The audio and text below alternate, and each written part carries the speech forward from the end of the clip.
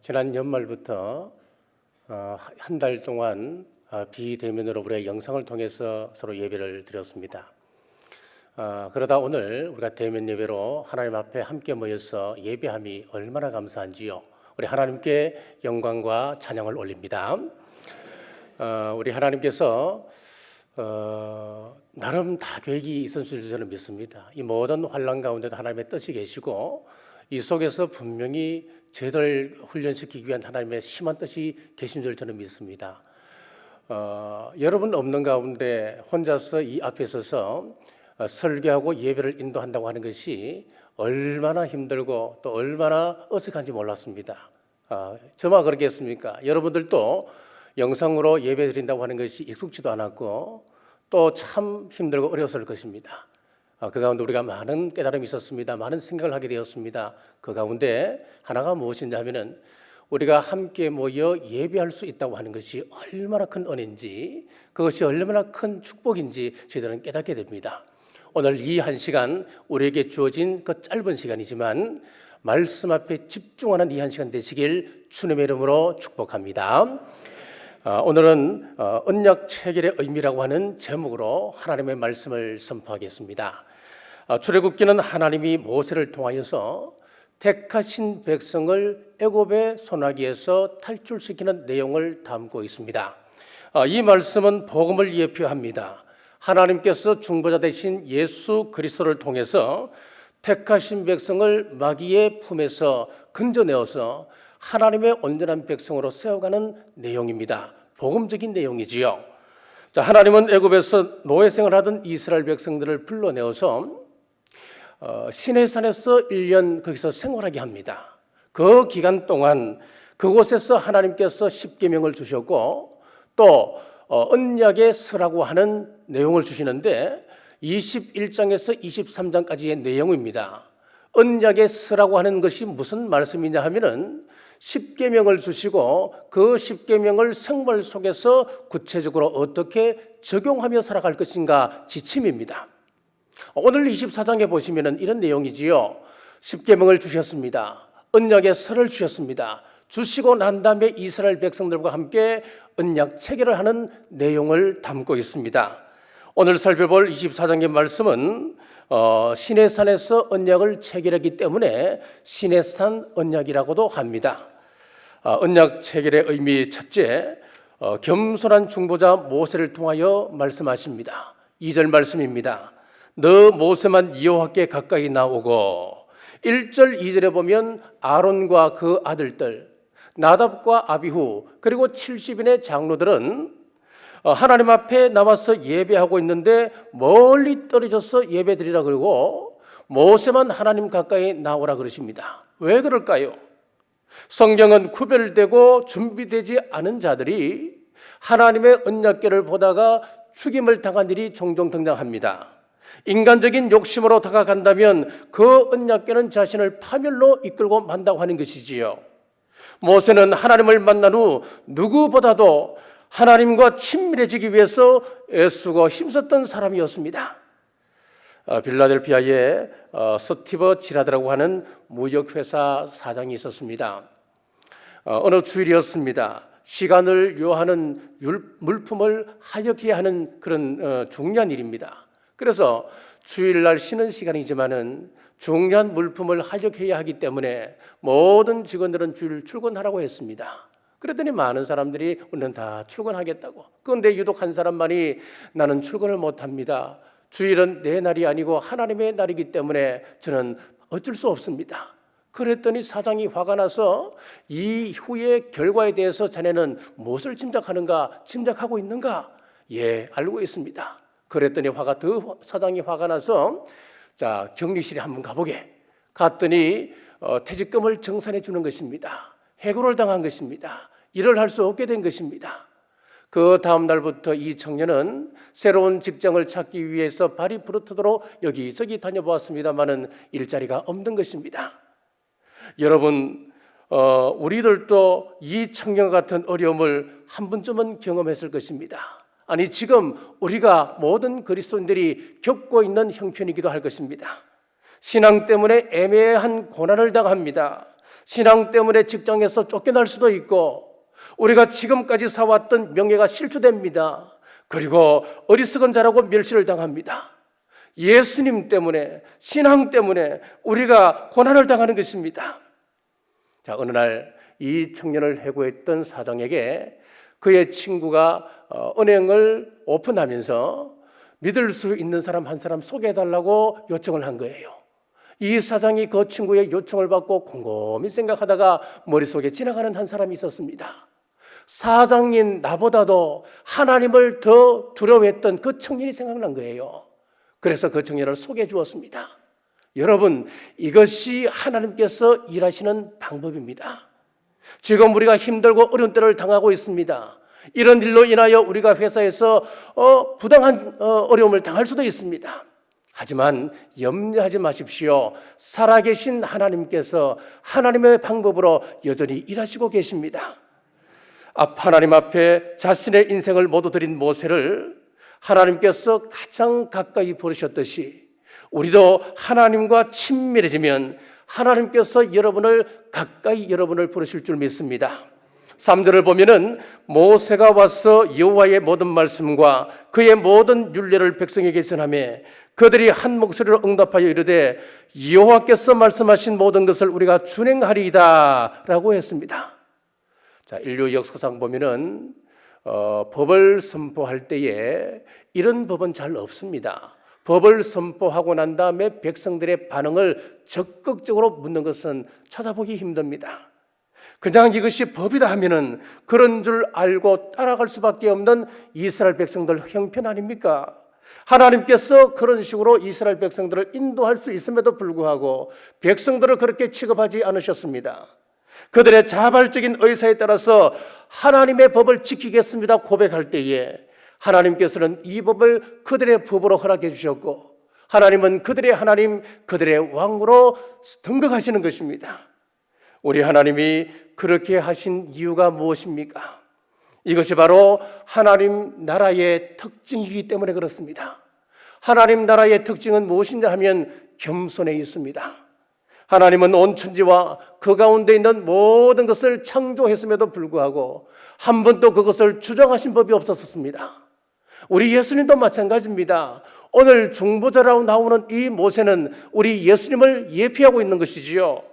예수님께서 예루살렘에 입성하실 때 나귀를 타고 가는 그 모습을 한번 생각해 보십시오. 세상에 어느 왕이 어린 나귀 새끼를 타고 올라가는 분이 있습니까? 보통 세상의 왕은 큰 말, 흰 말을 타기도 합니다. 코끼리를 타고 가기도 합니다. 수많은 군사를 뒤에 대동하고 위험당당하게 입성하는 것이지요. 그러나 그분은 나귀 새끼를 타고 입성하셨습니다. 이것이 우리 하나님 나라의 특징입니다. 자, 하나님께서 애굽 왕 바로를 굴복시키고 홍해가 갈라지게 했습니다. 메추라기와 만나를 먹이시며 광야로 백성들을 인도하십니다. 그렇기 때문에 무조건 들어야 할 법이다 말씀하셔도 백성들이 들을 수밖에 없는 겁니다. 그럼에도 불구하고 하나님께서는 겸손하게 백성들에게 의사를 물으셨고 그들이 이구동성으로 내가 그 말씀 앞에 순종하겠습니다 응답할 때에 하나님은 그들과 언약을 체결하셨습니다. 하나님께서 여러분과 저를 향하여서도 마찬가지였습니다. 하나님께서 우리에게 말씀해 주셨고 그 말씀에 응답할 때까지 하나님께서는 오래 기다리셨습니다. 응답할 때 언약을 체결하셔서 하나님의 자녀로 하나님의 귀한 천국 자녀로 우리를 불러주셨습니다. 이런 하나님을 알면 우리는 말씀 앞에 순종하겠습니다 고백할 수밖에 없습니다. 신명기 28장에 보면은 축복과 저주의 선언이 있습니다. 28장 1절부터 이런 말씀이 있습니다. 내가 내 하나님 여호와의 말씀을 삼가 듣고 내가 오늘날 내게 명하는 그 모든 명령을 지켜 행하면 내 하나님 여호와께서 너를 세계 모든 민족 위에 뛰어나게 하실 것이라. 내가 들어가도 복을 받고 나가도 복을 받을 것이라. 대적이 한 길로 왔다가 7길로 도망가게 되리라. 여기 보면은 하나님 말씀에 순종하게 되면은 여러 가지 복을 기록하고 있습니다. 하나님께서 세계 열방 가운데 모든 민족 가운데 뛰어난 민족 되게 하시고 들어가도 복을 받고 나가도 복을 받고 들판에서도 복을 받고 하나님께서 우리에게 베푸실 수 있는 모든 복을 나열하고 있습니다. 이것이 순종입니다. 순종함으로 주어질 수 있는 복을 기록하고 있지요. 그러나 반대로 우리가 그 말씀 앞에 불순종하면은 들어가도 저주받고 나가도 저주받는다는 거예요. 참 무서운 말씀이지요. 이처럼 신앙은 결단을 촉구하고 있습니다. 제가 말씀 앞에 순종하겠습니다. 우리 개개인의 순종을 통해서 하나님은 여러분 인생의 역사를 움직이시기 시작하는 거예요. 그 다음 단계를 진행하시는 것입니다. 만일 이스라엘 백성들이 말씀 앞에 순종하겠습니다라고 하는 고백이 없었다면, 응답이 없었다면 하나님과 이스라엘 사이에 언약 체결은 없었을 수도 있을 것입니다. 사랑하는 여러분, 하나님께서 우리에게 순종을 촉구하실 때에 말씀 앞에 순종하는 우리 모두 되시길 주님의 이름으로 축복합니다. 둘째, 백성들이 주신 말씀을 지키겠습니다 응답하자 모세는 세 가지 일을 했습니다. 첫째는 제단을 쌓고 소를 잡아 번제와 화목제를 드리게 했습니다. 5절 말씀입니다. 이스라엘 자손의 청년들을 보내어 여호와께 소로 번제와 화목제를 드리게 하고, 자, 이러한 의식은 우리 예수님의 사역을 예표하고 있습니다. 예수님께서 이 땅에 오셔서 친히 번제물이 되셨습니다. 번제물은 자신의 모든 것을 태우는 것을 이야기합니다. 살코기는 물론이고 기름, 피까지도 다 태워버려야 하는 겁니다. 심지어 껍데기까지, 내장까지 전부 다 태워서 하나님께 드리는 것이 번제입니다. 예수님께서 이 땅에 오셔서 당신의 모든 것을 내어주셨습니다. 피와 물을 쏟아주셨습니다. 목숨까지 내어주셨습니다. 우리 주님은 온전한 번제물이 되셨습니다. 화목제물이 되셨습니다. 하나님과 인간 사이에 화목을 이루셨고, 나아가서 이웃과 이웃 사이에 화목을 이루셨습니다. 온전한 화목제물이 되셨습니다. 우리도 마찬가지입니다. 번제와 화목제가 있다면 우리는 하나님 앞에서 번제, 화목제의 열매가 있어야 합니다. 자, 6.25 사변 때 일입니다. 갑자기 전쟁이 일어나니까 온 백성들이 허둥대고 동분서주합니다. 그 마을에 한 은행이 있었습니다. 그 은행의 직원들도 이제 피난을 가야 하기 때문에 급한 서류를 챙기느라 지금 분주합니다. 그때 문이 이용 열리면서 한 청년이 돌아오는 것이었습니다. 주머니에서 돈을 꺼내며 내가 빚을 갚으러 왔다고 하는 것입니다.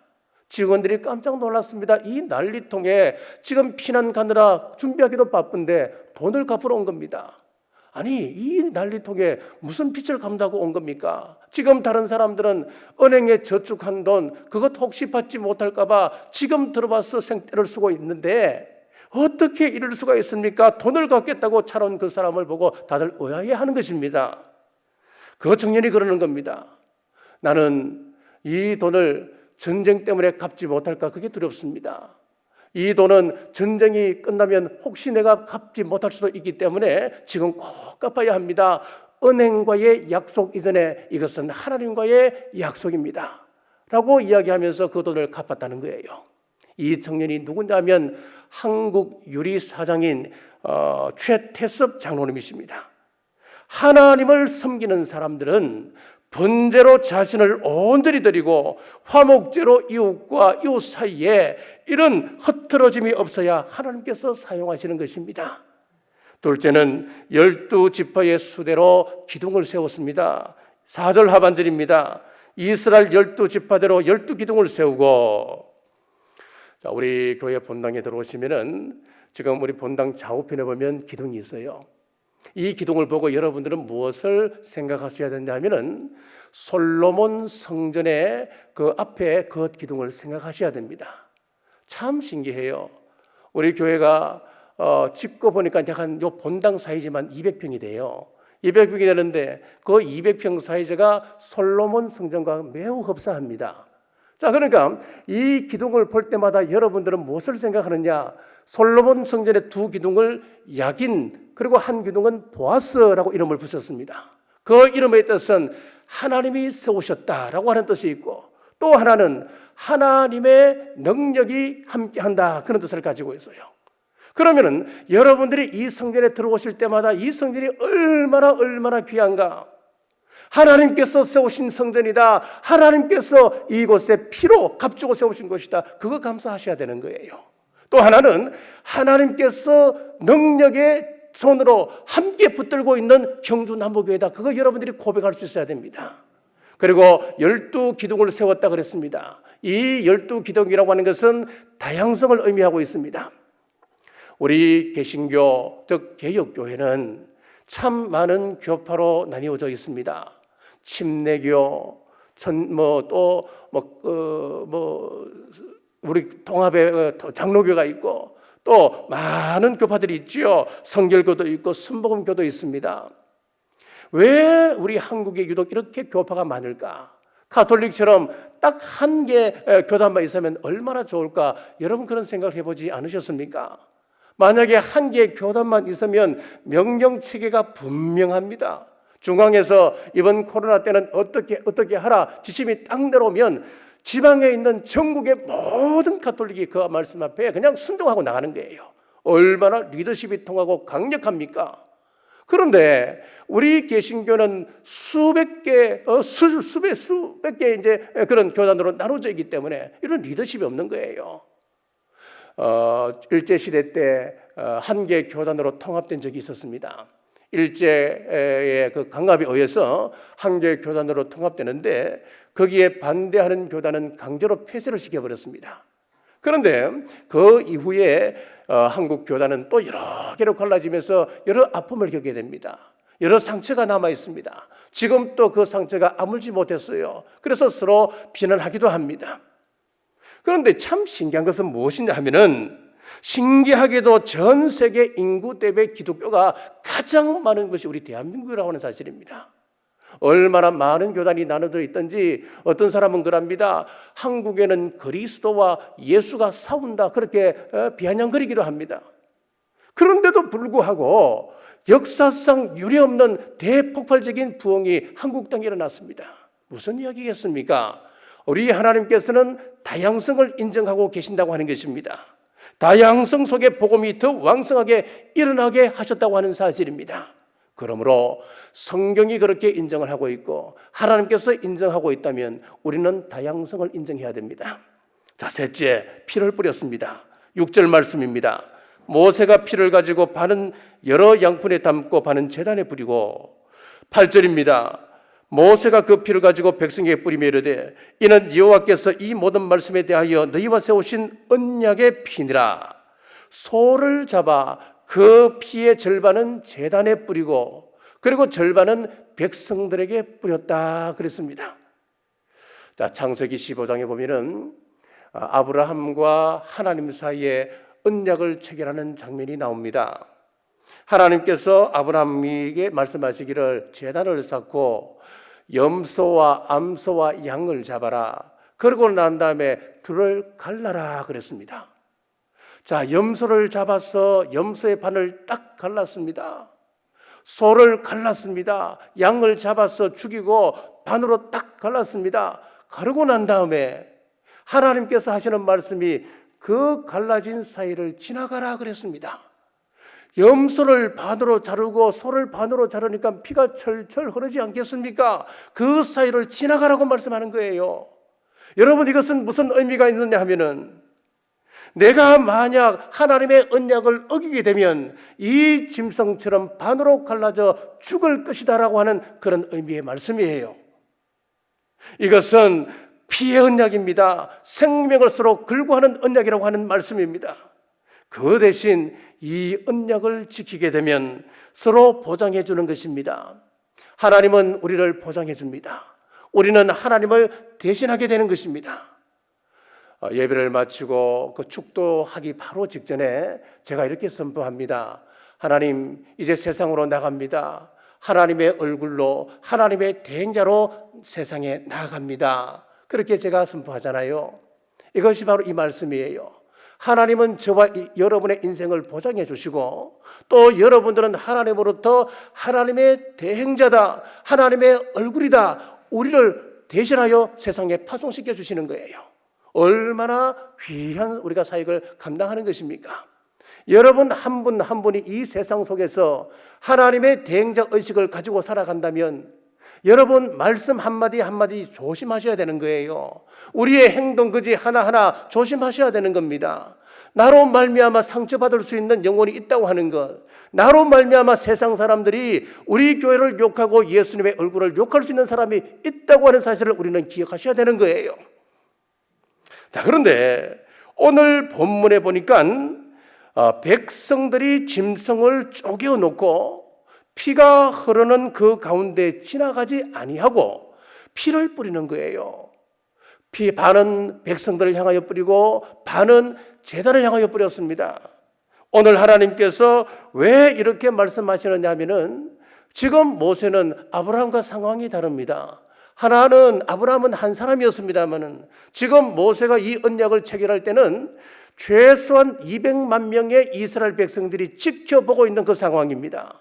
그러면은 200만 명의 그 사람들이 짐승을 갈라놓고 그 사이로 다 지나갈 수가 없는 거예요. 그래서 백성들이 보는 앞에서 반은 제단에 뿌리고 반은 피를 백성들 향하여 뿌리는 겁니다. 이것은 이런 의미죠. 우리가 그 사이를 지나가지는 못하지만 이것은 피의 언약이다. 아브라함이 하나님과 맺었던 그 언약의 약속이다. 이것은 생명을 걸고 하는 약속이다. 상징적으로 보여주고 있는 것입니다. 이것이 신약에 가서 우리 예수님께서 성만찬을 제정하실 때 이렇게 말씀하셨습니다. 고린도전서 11장 25절 말씀입니다. 이 잔은 내 피로 세운 새 언약이니 이것을 행하여 마실 때마다 나를 기념하라. 포도주를 주시면서 내 피로 세운 새 언약이다 말씀했습니다. 아브라함과 맺었던 그 피의 언약, 모세가 백성들을 향하여 뿌리면서 맺었던 그 피의 언약, 그것을 그대로 말씀하시면서 이것은 내가 새롭게 세우는 피의 언약이다 말씀하셨습니다. 우리 하나님의 능력이 예수 그리스도의 십자가 사건에서 나타나는데 예수님의 십자가 피 흘리심은 하나님이 우리를 흘리는 피의 언약입니다. 그러니까 우리가 성찬식을 할 때마다 예수님과 피의 언약을 생명 다하여 지키겠다, 우리의 각오를 새롭게 하셔야 되는 것입니다. 그렇습니다. 시내산에서 맺었던 언약은 하나님께서 말씀하시고 백성들이 순종하겠습니다. 그래서 이것을 상무적 계약이다 그렇게 말합니다. 그래서 이스라엘 백성들이 그 언약을 지키면 복을 받습니다. 하지만 그 언약을 지키지 않으면 저주가 임했습니다. 그러므로 우리가 하나님 말씀에 순종하느냐 불순종하느냐, 이 문제는 저주를 받느냐 복을 받느냐 하는 문제이기 때문에 우리 하나님 말씀에 순종해야 우리는 이 세상에 살아갈 수가 있습니다. 사랑하는 여러분, 주님 주신 그 말씀 앞에 순종하는 우리 모두 되시길 주님의 이름으로 축복합니다. 셋째, 언약 이후의 변화입니다. 9절에서 10절 말씀입니다. 모세와 아론과 나답과 아비후와 이스라엘 장로 70인이 올라가서 이스라엘 하나님을 보니, 언약 관계 이전에 하나님은 어떤 분이셨나 하면은 두려움의 하나님이었습니다. 굉장히 공포스러운 하나님이셨습니다. 그래서 이스라엘 백성들이 감히 그 앞에 나갈 수 없었습니다. 대신 모세만 하나님께 가까이 나아갈 수 있도록 허락을 받았던 그런 상황이었습니다. 이것은 아론과 그의 아들이 제사장이었습니다만은 그들도 감히 그 앞에 나가지를 못했습니다. 그런데 언약을 맺은 다음에는 하나님 앞에 나가도 죽지 않았습니다. 모세와 아론과 나답과 아비후 70인의 장로들이 하나님을 배웠습니다. 그리고 그 앞에 잔치를 베풀었습니다. 그런데도 죽지 않았습니다. 어떻게 이럴 수가 있겠습니까? 자, 11절 말씀입니다. 하나님이 이스라엘 자손들의 존귀한 자들에게 손을 대지 아니하셨고 그들은 하나님을 뵙고 먹고 마셨더라. 어떻게 일이 가능하냐면은 이스라엘이 이제는 하나님과 함께 맺었던 거룩한 언약의 백성이라고 하는 것입니다. 이제는 존귀한 사람이 되었다. 존귀한 백성들은 하나님이 손을 대지 아니하셨다. 죽이지 아니하셨다. 그 말씀이에요. 이것이 바로 언약 백성들의 특권입니다. 여러분들이 하나님 앞에 자유스럽게 나올 수 있는 것, 우리가 하나님 앞에 나올 수 있는 것은 예수 그리스도의 피로 말미암아 언약 백성이 된 특권이라고 하는 것입니다. 아무도 함부로 나올 수 없는 것입니다. 이것은 신약 시대를 살고 있는 우리 성도들과 마찬가지지요. 피로 말미암아 새 언약을 맺고 그 앞에 자유롭게 나올 수 있었습니다. 죄로 인해 하나님 앞에서 진노와 저주를 받을 수밖에 없었습니다만은 우리를 피로 말미암아 도리어 하나님 앞에서 먹고 마시며 즐거움을 누릴 수 있는 존재가 되었습니다. 이것은 이 땅에서도 누리지만은 장차 예수님 다시 오실 때 천국에 들어가서 영원한 하나님과 교제를 나누는 존재가 된다라고 하는 의미이기도 합니다. 요한계시록 19장 9절에 보시면은 천사가 내게 말하기를 기록하라. 어린 양의 혼인잔치에 청감을 입은 자들이 복이 있도다. 천국에서 혼인잔치를 연다. 그렇게 말씀하고 있어요. 이 땅에서 그리스도의 피뿌림을 받은 사람들은 임마누엘의 축복을 누리며 이 땅을 살아갑니다. 그리고 하나님의 도심을 받고 살아가다가 죽으면 우리 주님 재림하실 때 부활하셔서 영원한 천국에 들어간다. 여러분, 이거 얼마나 큰 은혜입니까? 언약 이후의 변화 또 한 가지는 하나님께서 돌에 말씀을 새겨주셨습니다. 왜 돌판을 주시느냐 하면 이 돌판을 가지고 하나님의 은혜를 늘 기억하고 늘 생각하며 살아가라고 하는 말씀입니다.